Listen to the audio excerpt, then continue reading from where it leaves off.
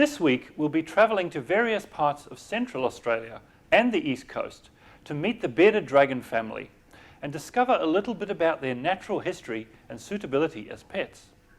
Because it occurs across the heavily populated east coast of Australia, the eastern or coastal bearded dragon is probably the one that is most familiar to Australians. I'm here in a small fragment of habitat about 40 minutes drive west of Sydney, still on the Cumberland Plain. And it might surprise you to know that even though this is only a small fragment of habitat, it does support a healthy population of eastern bearded dragons. Now, I've been here for about 10 minutes wandering around, and I've already seen 2 adults and a couple of babies. Eastern bearded dragons like to gain a bit of height. This allows them to perch somewhere where they have a good view of their territory and they can keep an eye out for food, rival males and predators. And of course, this peculiar quirk of their nature allows people to find them quite easily. I've just come across this guy on the ground, looks like an adult male, and I'm only a couple of feet away, and it's remaining completely motionless, even though I'm easily within striking distance if I was a predator. It's so convinced in its ability to remain invisible through its cryptic coloration that it will stay completely still and not react unless I actually reach out and touch it. Now, I'm going to see what happens if I actually touch it. Now it's puffing up, it's puffing out its throat, and it's showing me why it's been given the name bearded dragon, because this is their threat display. One of the characteristics of a male is a black beard, and you can see that this guy has got a black beard. An interesting thing that distinguishes the eastern bearded dragon from the inland bearded dragon, the coastal bearded dragon has a squarish beard as compared to the more rounded beard of the inland bearded dragon, and the row of spines along the back of the head are actually in a V shape, an arc of spines, whereas in the inland bearded dragon, this row of spines is arranged in a straight line across the back of the head. It's also got a much smaller head, relatively speaking. This is pretty much maximum size for a coastal bearded dragon, whereas male inland bearded dragons I've seen at least twice this size. So what I'm going to do now is put this guy back on a tree and let him run up and get on with his life. The stronghold of the eastern bearded dragon is in the woodlands and dry sclerophyll forests of the east coast, such as this habitat in midwestern New South Wales. In the wild, as in captivity, female eastern bearded dragons will be ready to lay around October each year. A tub filled with about 6 to 8 inches of damp sand will encourage captive females to lay their eggs. After digging a shallow depression, the female will reverse into the hole and begin laying. The process takes about 15 minutes, during which approximately 12 to 18 eggs will be laid. Fertile eggs will be plump and white and have an embryo clearly visible as a dark patch on one side.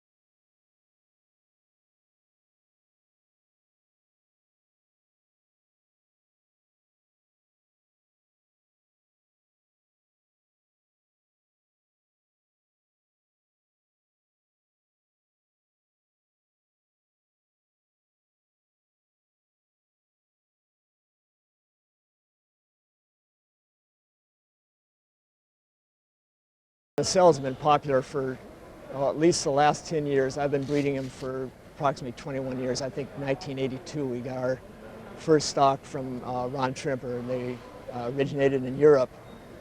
We brought those in. We bred them for a good 10 years before we ever got any that had any color on them. The original ones came in were gray morphs. They had a little bit of orange around the eyes, maybe a little bit of orange around the lips, and that's what everyone thought that a bearded dragon was a big gray lizard, and they had a lot of appeal, even just the normal gray ones. They make great pets. These animals have been really free-range raised outdoors. We bring them to these shows, and they sit here. They should be very wild. If they're another type of lizard, they would be off over the fence by now, you know. Over the last 25 years, the central bearded dragon has found its way into homes right across the globe. Its adaptability and friendly nature have helped it become the world's most popular pet lizard. American keepers have produced a variety of colours that never fail to draw interest at the many reptile expos and shows held there each year. They are popular with beginners, for which they make an ideal first reptile pet. Due to government regulation, Australian keepers have been slow to develop the potential of this lizard. But because all bearded dragons originate in Australia, we have a greater variety of wild bloodlines to work with, and some attractive colour variations have begun to emerge. A trip to observe central bearded dragons in the wild will increase one's admiration for these hardy lizards. The heat of the Australian outback seems hostile to life, but they have conquered this environment to persist even through the driest times, along with the ubiquitous zebrafinch, budgerigar and echidna. As with other species in the family, the central bearded dragon will have an object within its home range that allows it to get some height above ground level. It may only be a small rock or termite mound, or it may be a dead tree, such as these, which are all homes to wild specimens. A good vantage point allows it to keep an eye out for food, predators, potential mates and rivals, and it pays to keep this in mind when setting up an enclosure for your pet. Female central bearded dragons will be gravid in October and can be encouraged to lay by giving them access to a tub filled with damp sand.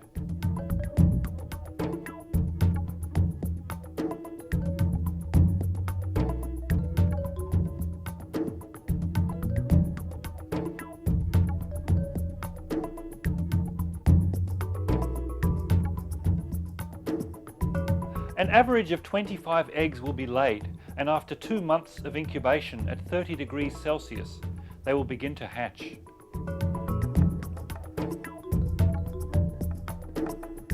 Hatchlings can be started on live crickets, and as they grow can be weaned onto vegetable matter and pelletized food.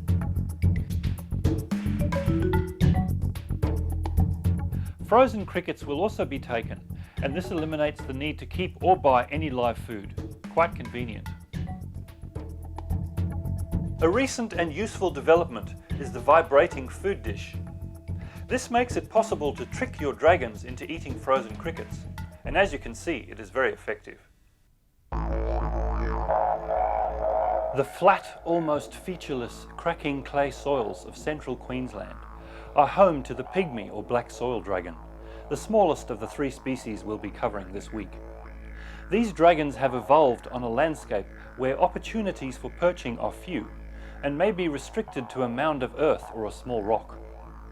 Pygmy dragons adapt well to captivity and, like the central bearded dragon, can be conditioned to take frozen crickets, although these will never be eaten with the same gusto as live ones.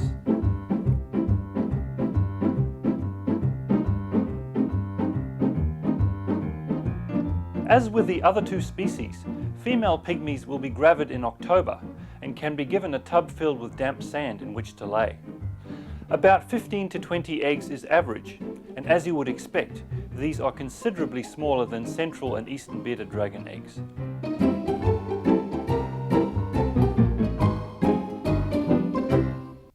And now it's time to set up the eggs for incubation. The recommended incubation medium is vermiculite, which is available from most hardware or gardening stores. It's a fairly simple process, and now I'm going to take you through it step by step. The things we'll need to set it up are some vermiculite, Chinese takeaway container, the 1 litre size, and a lid, a Ziploc bag, some cling wrap, a glass of water, a wooden kebab skewer, and lastly, a good set of digital scales. So the first thing we do is we weigh the Chinese takeaway container, and this one weighs 20 grams. Then we add the vermiculite until it fills the container to about 2/3, which is probably about that much. Give it a bit of a shake, settle it down, and we weigh that. Now that's 100 grams, which means that we have 80 grams of vermiculite if you subtract the 20 grams that is the container. So now we need 80 grams of water, and this is where the Ziploc bag becomes useful. We add some water to the Ziploc bag, trying not to spill it anywhere. This is just a very convenient way of containing the water while you're weighing it. So then we pop that on the scales, and it's exactly 80 grams, which was a very good guess. Now what we do is we just make a small hole in the side of the Ziploc bag, which you just do by pulling the corner off with your fingernail, like I've just done. Then evenly spread the water over the vermiculite, like that. Now we're ready to put the eggs in the container.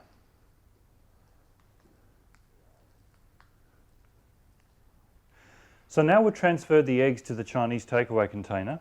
We're ready to finalize the process, and I've found a pair of scissors which I'll use shortly.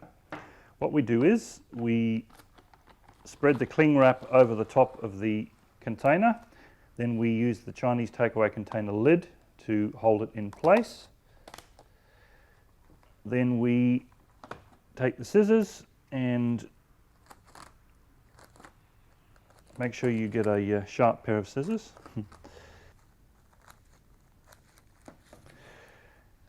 Trim the Glad wrap around the edge of the container just to neaten it up a little bit so it doesn't get caught on things in the incubator.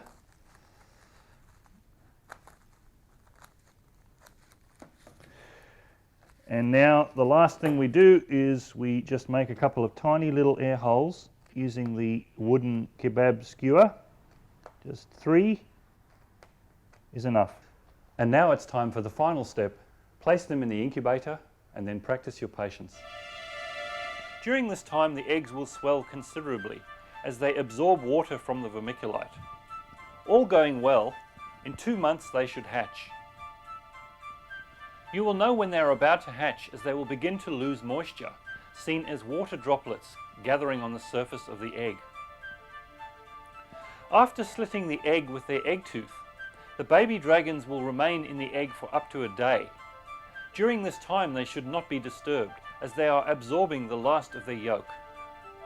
As with all hatchling dragons, baby pygmies have an attitude and may open their mouths and gape or even bite if picked up. This is normal behaviour and quite justified since they are expecting to be eaten by anything bigger than themselves. Waiting for eggs to hatch can be frustrating and requires patience. But it all seems worth it when those little heads begin to pop out and reveal tiny replicas of the parents. Occasionally, something entirely unexpected pops out of an egg, and that can be like winning the reptile lottery.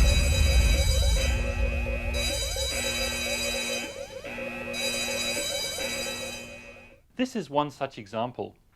It was produced by normal-looking parents and came from a clutch of normal-looking siblings.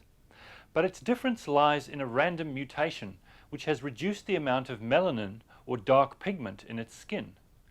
This is called hypomelanism and is obvious when compared to a normal-looking pygmy dragon.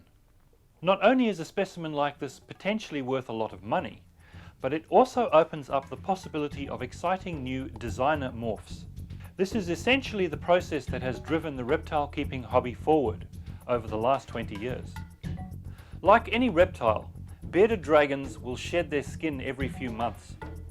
The skin comes off in pieces and is generally no cause for concern. However, sometimes shedding skin can become too dry, and then a little help from the owner may be needed. This is a delicate process and should only be done by an experienced keeper.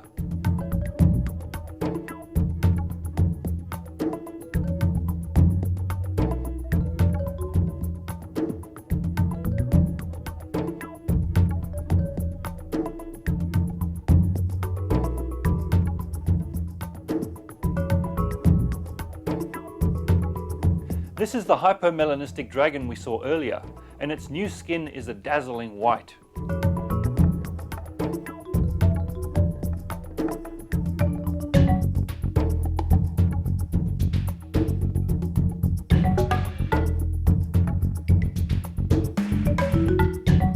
It is important to make sure you get all the skin off the toes, or the old skin may harden, restrict blood flow to the toes, and eventually they will drop off. Under natural conditions, this probably never happens.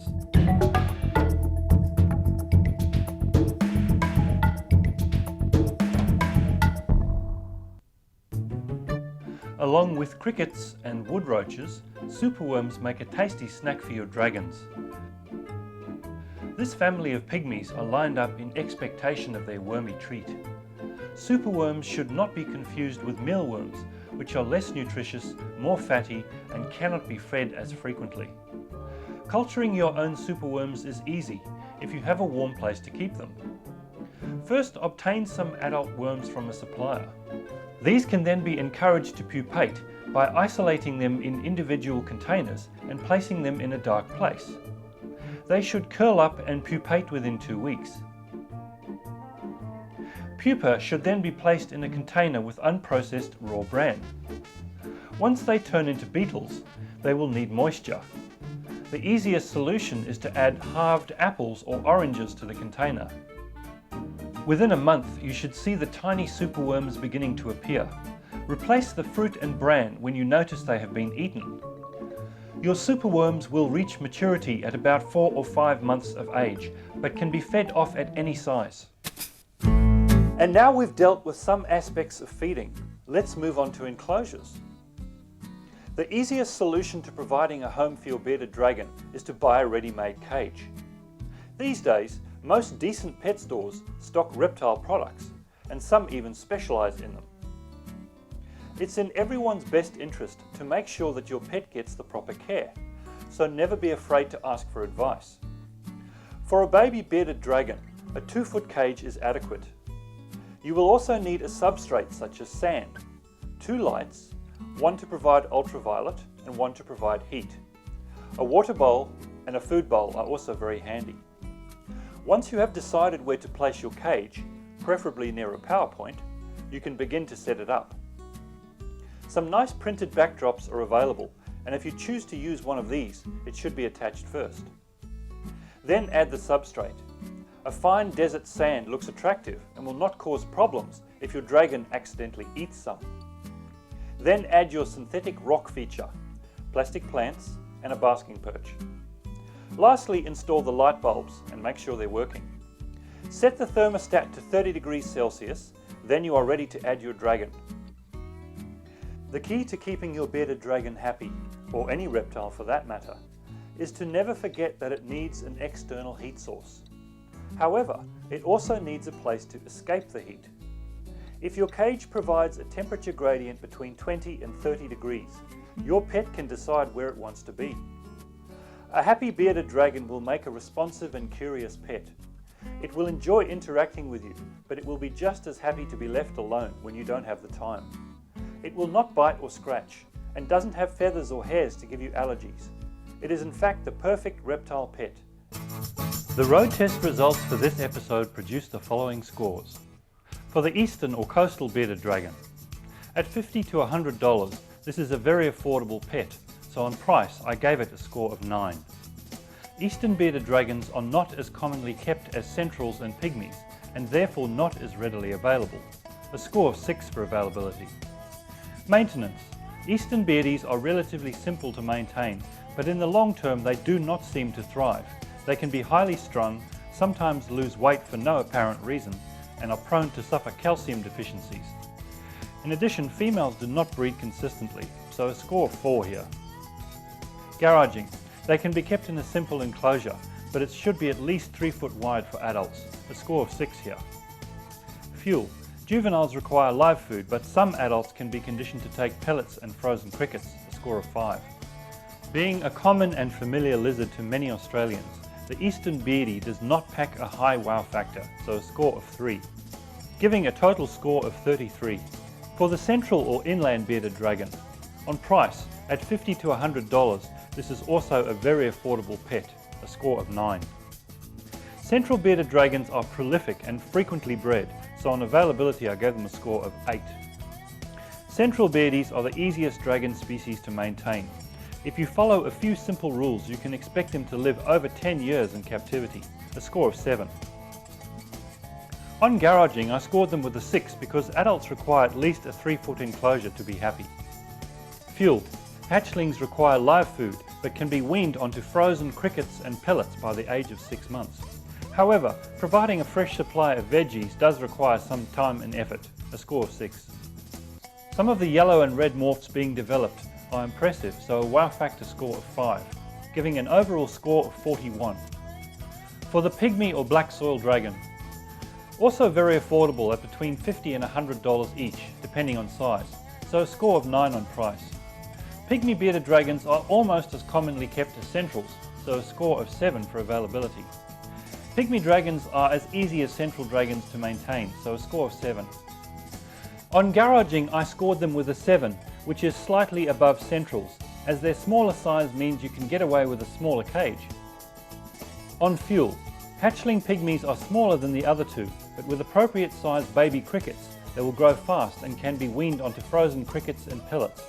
Almost as easy as the central beardy, and doesn't require as many veggies, a score of 5 for fuel. Wow factor.